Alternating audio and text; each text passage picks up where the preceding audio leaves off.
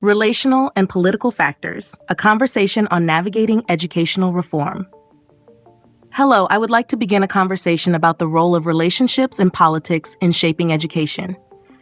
It should be obvious that reform isn't just about policies and funding, it's about people. Educators, administrators, policymakers, parents, and communities all play a role in shaping the success or failure of education initiatives. But doesn't it follow that without strong collaboration and trust among these stakeholders, even the best designed reforms will struggle to take hold? I have observed that when reforms are introduced without meaningful dialogue, resistance often follows. Teachers feel unheard, communities feel disconnected, and policies become difficult to implement effectively. Can you imagine how much smoother educational change would be if those affected by reforms were actively involved in shaping them? Wouldn't it be more effective if reform efforts prioritized listening as much as implementing, ensuring that every voice, especially those in the classroom, had a seat at the table? Doesn't it follow that politics often determines the fate of education reform more than actual educational needs?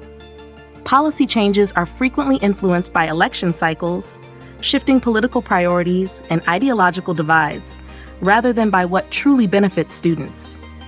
It should be obvious that sustainable reform requires long-term commitment, not just short-term political wins. What if education policies were insulated from political swings, allowing for consistency and stability in long-term planning? Wouldn't it be more powerful if education was treated as a societal investment rather than a political battleground? It is time now to focus on strengthening relationships among stakeholders.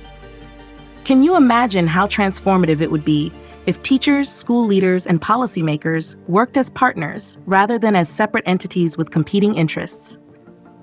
What if governments prioritized open channels of communication, ensuring that those on the front lines of education were part of decision-making processes?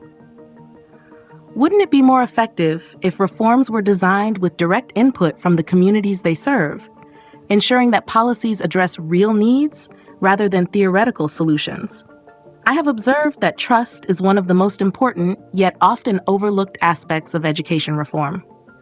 Doesn't it follow that when trust is absent, between educators and administrators, between policymakers and schools, between families and institutions, progress stalls?